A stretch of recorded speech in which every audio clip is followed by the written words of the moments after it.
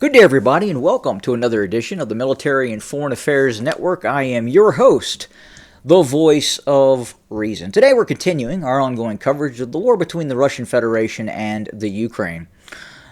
So, as I speak, the Russian offensive continues, not just to the northeast of Kharkov, but all along the front line.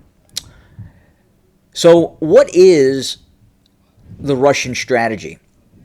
Well, it continues to be this fix and destroy strategy. The challenge for the Ukrainian military right now is that the Russians are using smaller maneuver units to attack various Ukrainian targets, towns, villages, strong points.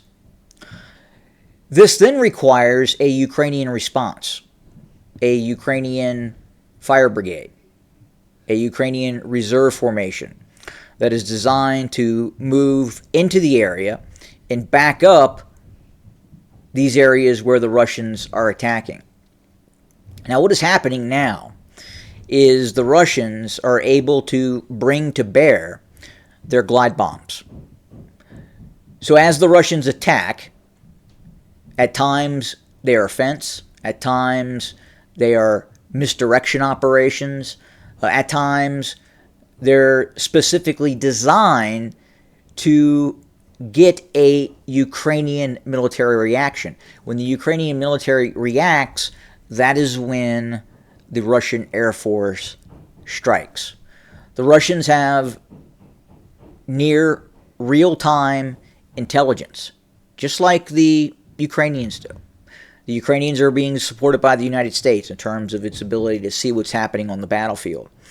If the United States and the EU, mainly the United States, did not provide this real-time intel, this war would look a lot different.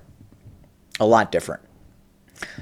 And fortunately for the Ukrainians, the U.S. is able to inform the Ukrainian military exactly what the Russians appear to be doing. Now, the Russians are becoming better and better at not necessarily blinding the United States, but creating deception. And that is having an impact on the ongoing battlefield. But in case in point, northeast of Kharkov, the Russians now have approximately 5 operational brigades, understrength brigades, reinforced battalion tactical groups, whatever you want to call them.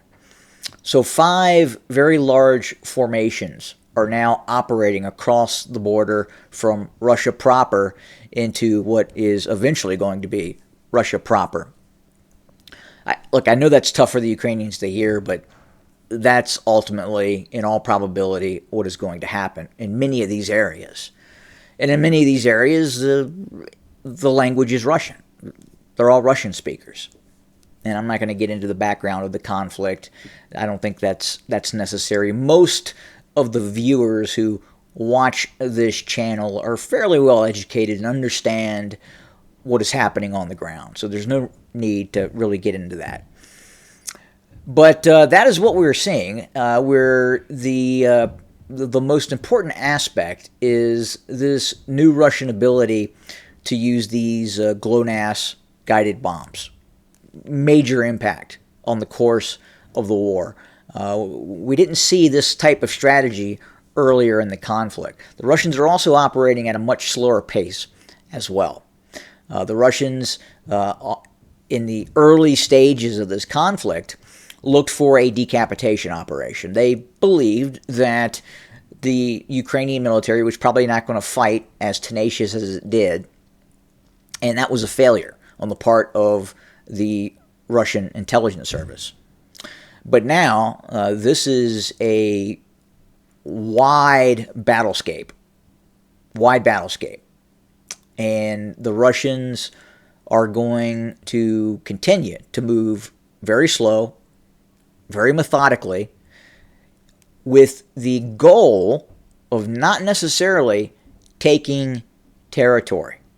And this is very important to understand this concept, this strategy that the Russians are using.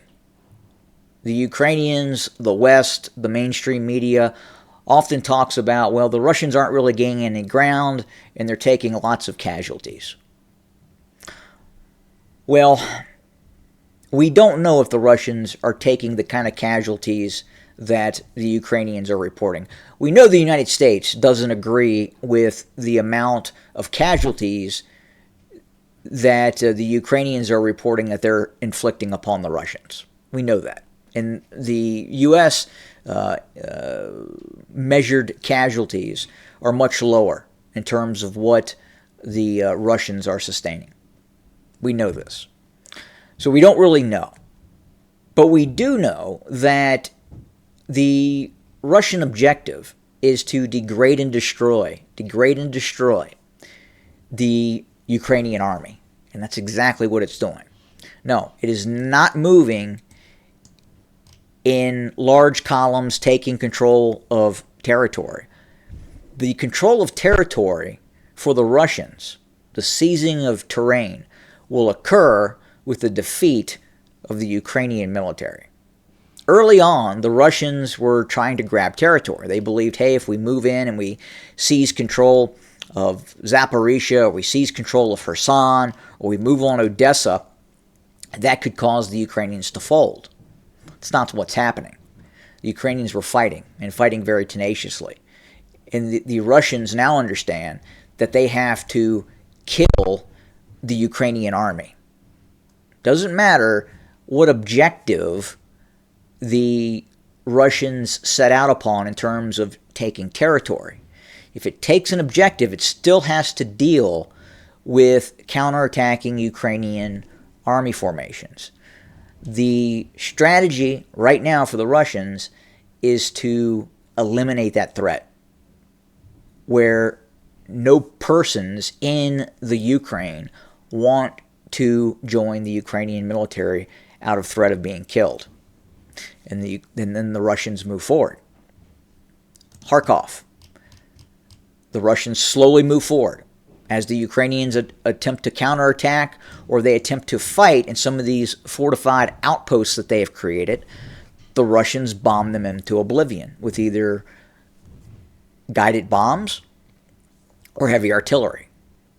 Vorchansk, the Russians have entered the outskirts and have actually entered the city of Vorchansk.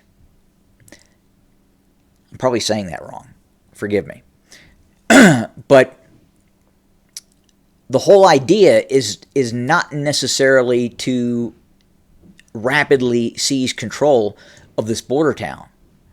The Russian strategy is to destroy the Ukrainian units that are around this town. That is the objective. And then once the Russians seize control of this town, Ukrainian forces that are ordered to counterattack that locale are then pounced upon by the Russians, the Russian Air Force. And that's what's happening. And the Ukrainians aren't really sure at this point on how to respond. They could, and they had the ability to attack Russian columns early in the conflict. And they still can to some extent. They're still able to engage Russian units, and you still see that. You still see Russian armored vehicles being destroyed. It's war. But when the Russians respond, usually with helicopter gunships, firing anti-tank guided weapon systems, or these long-range glide bombs, the Ukrainians really don't have an answer. Now, the Ukrainians are hoping they'll get the F-16, and they believe that may change some things, but it's not. The F-16 is not going to be able to operate with the Russians operating S-300s and S-400s and some of these air defense systems that have been forward deployed closer to the line of contact. It's going to be very difficult for those Ukrainian F-16s. They're not stealth aircraft. The Russians can see them. The Russians can attack them. The Russians can attack the airfields. So this is just a matter of time. Time and pressure. If the Ukrainians had an air force and could contest the air dominance that is taking place, and you guys have to forgive me, the pounding that you hear is a new roof being put on my home at this location. So that's what's happening. But the Ukrainians don't have that capability, air power. You have to have air power. And the Russians have air power, the Ukrainians don't. And on top of that, the Russians are building a very large and very vast army, much, much bigger than the army that started the Ukrainian-Russia war. And that's where we kind of set. But we're watching very closely what is happening near Kharkov. We don't anticipate rapid territorial gain unless the Ukrainian army falls apart, and that is the goal of the Russian military right now, is to create an environment where the Ukrainian military eventually falls apart. It just can't sustain itself because of the amount of casualties that it's taking. And the Russians are perfectly okay with taking casualties. As I talked about before, the Overland Campaign in the first U.S. Civil War, the Union Army marching north of Richmond, engaging the Confederate Army on the battlefield. It knew that it was bigger, it was stronger, and it could go blow for blow, and the Confederacy could not. Same scenario is playing out in this war, and we're watching it. More to come, as always. Thank you for joining us. Have a good day.